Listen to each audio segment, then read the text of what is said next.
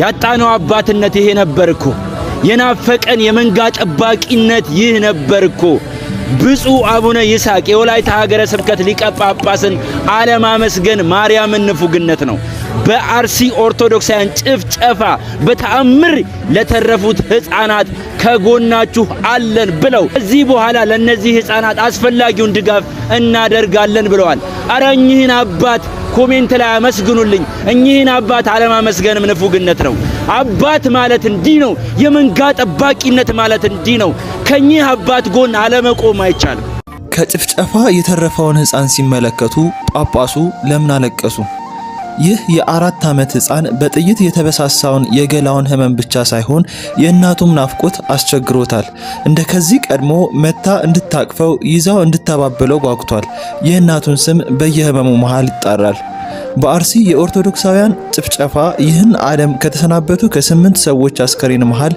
የአካባቢው ሰው ሲያገኙ እንቅልፍ ከአሸለባት እናቱ ገላ ላይ ጎትተውት እንደተወሰደ እንጂ ከእናቱ አስከሬን ላይ እንደተነሳ የህፃን ጭንቅላቱ አላገናዘበም የእናቱ አስከሬን ላይ ተደግፎ ውሃ እንድትሰጠው እየለመነ ሳለ ነበር የተገኘው እናቱ እንደከዚህ ቀድሞ ቀናት እንቅልፍ የወሰዳት እንጂ መልአከ ሞት የታዘዘባት ስለመሆኑ ምንም መረጃ የለውም ይህ ህፃን እናቱን ብቻ ሳይሆን አጎቶቹን አክስቶቹን ጭምር በዛች በተረገመች ምሽት ተነጥቋል የጥይት ቀለሃ በትንሽዬ እግሩ ላይ አርከፍክፈውበታል የዚህ ህፃን ልጅ ታሪክን የሰሙት የወላይታ ሀገረ ስብከት ሊቀ ጳጳስ ብፁዕ አቡነ ይስሐቅ መጀመሪያ ያደረጉት ህፃኑ ላይና የህፃኑ አክስትና አጎት ላይ ለቅሶ መድረስ ነበር ይህን ህፃን እያዩ እንባቸውን አፈሰሱ የተመታበትን እግር ብቻ ሳይሆን ልቡ ላይ የተሰነቀረውን ረመጥ አስበው እንባ ወጡለት የዚህ ህፃን ልጅ ቤተሰብ ኦርቶዶክሳዊ የመሆን ፍቃድ በሞት የሚያስቀጣ ወንጀል ሆኖ መገደላቸውን ሲያስቡ እንባቸውን መቆጣጠር አቃታቸው በወላይታ ባህል መሰረት ጳጳስ ብትሆን ንጉስ በማህበረሰቡ ሐዘን ወቅት እንደ የትኛውም የማህበረሰብ ክፍል እንባ አውጥተ ማልቀስ ይቀድማል እርሳቸውም ከወላይታ ምድር የተገኙ የተክልዬን አደራ ያልጣሉ የእውነት አባት መሆናቸውን አሳይተው ተመለሱ ብፁዕ አቡነ ይስሐቅ ይባላሉ የወላይታ ሶዶ ሀገረ ስብከት ሊቀ ጳጳስ ናቸው በረከታቸው ትድረሰን እኚህ አባት የሆነ ምእመን በሀገረ ስብከታቸው ላይ ያርፋል እና ሄደው ለቅሶ ቤት ለማጽናናት ብዙ ሰው ሲጠራ እሳቸውም እንደ ሀዘንተኛ ሄደው ሊቀመጡ ቁጭ ብለው ይሰማሉ እየሰማችሁ እሳቸው ቆመው እሳቸው ከተቀመጡ በኋላ በጊዜው የነበሩት ሰዎች መቼም የተከበሩ ካህናት አባቶች እያሉ እኛ ዝቅ ያልነው ልናስተምር አይገባም እርሱ ያስተምሩ ተባሉ ብፁዕ አባታችን ተነስተው ማስተማር ጀመሩ ልክ ሲያስተምሩ ትምህርታቸውን ከጨረሱ በኋላ ትምህርታቸውን ይከታተል የነበረ አንድ ሰው መጥቶ እኔ በእምነቴ ሌላ እምነት ነው ያለኝ ነገር ግን እሱ ያስተማሩትን ትምህርት ከዚህ በፊት ሰምቼው አላውቅም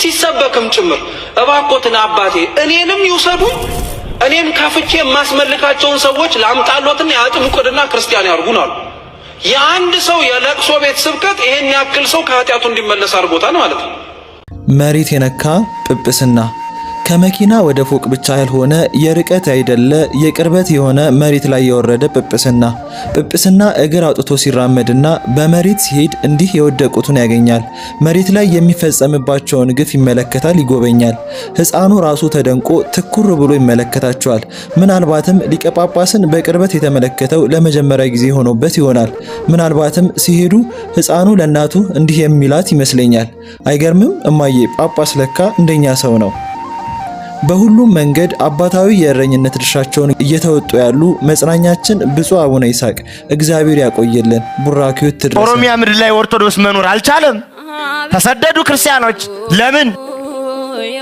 ዜጋ አይደሉም ማመን አይችሉም በፈለጉት ማምለክ አይችሉም የነፍጠኛ ታቦት ይውጣልን ማን እንዴ ጎበዝስ ይቺ ቤተክርስቲያን በደሏ ምንድነው እኛ ክርስቲያኖች ራሱ ምንድነው የበደልነው ዝም ማለት መረጋጋት እንዳበሩት አለማበድ ሀገሬ ህይወቴ ማለት ታሪኬ ማለት ወንጀል ነው ጠሉናል ዝም አለ ያቃጥሉናል ዝም አለ ይፈጁናል ዝም አለ ያፈራቅሉናል ዝም አለ በጅምላ ቤተክርስቲያን ያቃጥላል ዝም አለ እስኪ ልጠይቃችሁ ኦርቶዶክሳውያን ይሄ ህይወቷ ቤተክርስቲያን አንድነቷ ዝም አሰኛት ህይወቷ እንጂ እንደባለጉት ብንባልቅ እንኖራለን ወይ ታስታውሳላችሁ? ጀዋር ተከበበ። ማን ከበቡ? እነሱ። ለምን ተከበበ? እኛ ታረድነ እንዴ? የተከበቡ እነሱ፣ ምን ታረድ እኛ ስንታረድ ለምን? ኦርቶዶክስ እሺ ተውት። ሃጫሉ ሞተ። ኦርቶዶክስ ነው፣ ወንድማችን ነው። ባይሆንም ደግሞ የሀገር ሰው ነው፣ ሊሞት አይገባው። ማን ገደለው? እነሱ።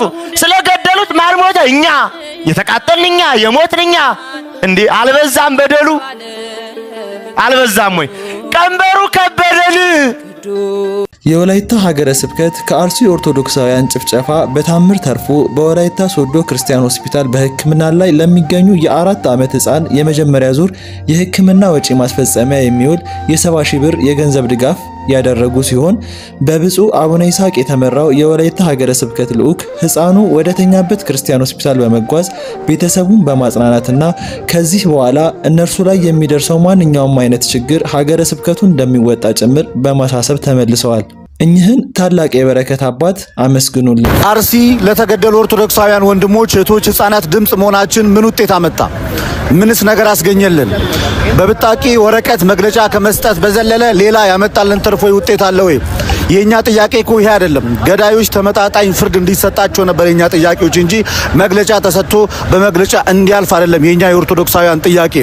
ጌታችን ኢየሱስ ክርስቶስ የተናገረው ይህ ቃል እንደኔ ናፈቀው አለ ወይ? በዮሐንስ ወንጌል ምዕራፍ 21 ከቁጥር 17 ላይ የዮና ልጅ ስምዖን ሆይ ትወደኛለህን ብሎ ጠየቀው።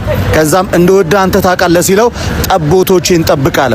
አባቶች ሆይ ትወዱናላችሁ ወይ? ትወዱናላችሁ ወይ? የምትወዱን ከሆነ ልጆቻችሁን ከሞት ጠብቁን። መሞት ይብቃል ኦርቶዶክሳውያን ለሁላችንም። አሁንም የኛ ጥያቄ መግለጫ እንዲሰጥ ሳይሆን ገዳዮች ተይዘው ተመጣጣኝ ፍርድ እንዲሰጣቸውና የኦርቶዶክሳውያን ደም ከመፍሰስ እንዲቆምም ጭምር ነው። አዝነናል አትበሉን፣ ከፍቶናል አትበሉን፣ በመግለጫ ናዳ ሁልጊዜ አታድክሙን። አባት ማለት ጥላ፣ አባት ማለት መሪ ከሆነ ትርጉሙ አባቱኑንና የክርስቲያኑን ሞት ግድያ አስቁሙ፣ አስቁሙ፣ አስቁሙ። አቤቱ የሆነብን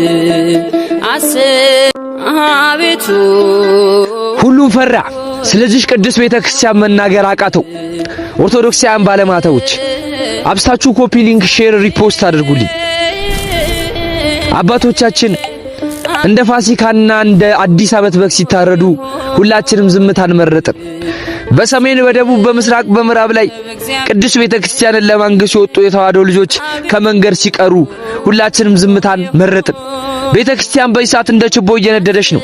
እኛ ግን አሁንም ዝምታን መርጠናል። ለነገሩ ለዚህ ቅዱስ ቤተክርስቲያን ድምጽ ሲሆኑ የነበሩ አብዛኛው የተዋሕዶ ልጆች በእሳት በመከለያ እስር ቤት ነው የሚገኙት። ነገንም ምን እንደሚገጥመኝ አላቅም የተዋሕዶ ልጆች። ነገር ግን ይሄን ነገር መናገር ፈለኩ። ኦርቶዶክሳውያን ባለማተዎች ልብ ሰጣችሁ እንድታዳምጡኝ ስል በሉል እግዚአብሔር ስም ጠይቃችኋለሁ።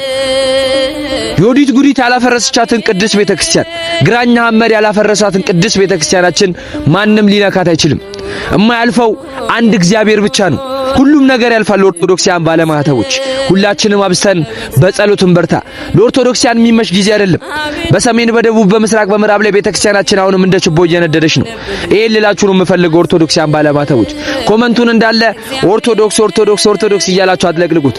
እኔንም ወንድማችሁን በጸሎታችሁ አስቡኝ። ሁላችሁንም ወዳችኋለሁ። አመሰግናለሁ። የሆነብን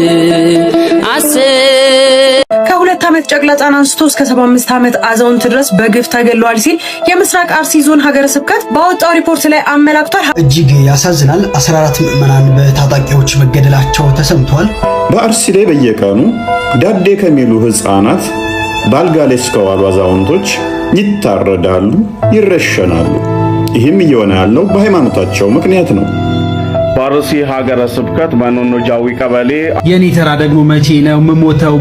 ዛሬም ደም እየፈሰሰ ነው። የብዙዎች ደም በከንቱ እየፈሰሰ ነው። ዛሬ ገዳማውያን እየተረሸኑ ነው። ገዳማውያን እየታረዱ ነው። የአብነት ተማሪዎች እየተረሸኑ ነው። ገዳማት እየተዘጉ ነው። ይሄ ሩቅ አይደለም። ሀገር እግዚአብሔር ተብላ ሲነገርላት የኖረች ሕዝብ እግዚአብሔር ተብሎ ሲነገርልን